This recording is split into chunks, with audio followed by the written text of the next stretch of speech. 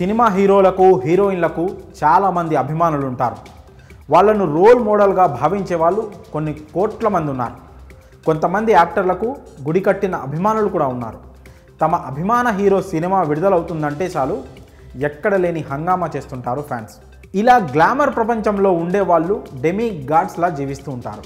కానీ ఇదంతా నాణ్యానికి ఒకవైపు మాత్రమే. మరోవైపు సినిమా వాళ్ళంటే చాలామందిలో చులకన భావం. అనేక మందికి వాళ్ళే సాఫ్ట్ టార్గెట్. సినిమా వాళ్ళంటే డబ్బు కోసం ఏమైనా చేస్తారని, ముఖ్యంగా ఇండస్ట్రీలో ఉన్న ఆడవాళ్ళ మీద అయితే ఇష్టం వచ్చినట్లు కామెంట్స్ చేసేవాళ్ళు కోకొల్లలు. తాజాగా తెలంగాణ మంత్రి కొండా సురేఖ సైతం ఇలాంటి జుగుప్సాకరమైన వ్యాఖ్యలు చేశారు. రాజకీయాల్లో ప్రత్యర్థులపై ఆరోపణలు చేయడం అనేది కామన్. ఈ మధ్యకాలంలో రాజకీయ నాయకులు చేసుకుంటున్న కామెంట్లకు, వాళ్ళు మాట్లాడుకునే మాటలను ఎవరు సీరియస్గా తీసుకోవడం లేదు.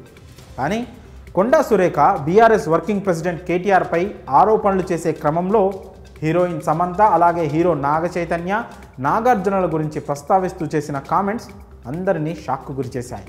ఎన్ కన్వెన్షన్ కూల్చకుండా ఉండాలంటే సమంతను నా దగ్గరికి పంపాలని కేటీఆర్ అడిగితే, నాగార్జున సమంతను వెళ్ళమని ఆదేశిస్తే సమంత వెళ్ళనని చెప్పినందుకు ఆమెకు నాగ చైతన్య విడాకులు ఇచ్చాడు. ఇది కొండా సురేఖ చెప్పిన మాటలు వినేందుకు థర్డ్ క్లాస్ మాటల్లా ఉన్నాయి. ఒక రాజకీయ ప్రత్యర్థిపై ఆరోపణలు చేసేందుకు వేరే వాళ్ళ వ్యక్తిగత జీవితాలను ప్రస్తావించాల్సిన హక్కు ఖచ్చితంగా మంత్రి కొండా సురేఖకు లేదు. సమంత, నాగ చైతన్య ఎందుకు విడాకులు తీసుకున్నారన్నది వాళ్ళ వ్యక్తిగత విషయం. ఈ కామెంట్స్లో సురేఖ చేసిన మరో పెద్ద కామెంట్ ఏంటంటే, కేటీఆర్ వద్దకు వెళ్ళమని సమంతను నాగార్జున కోరినట్లు పేర్కొన్నారు.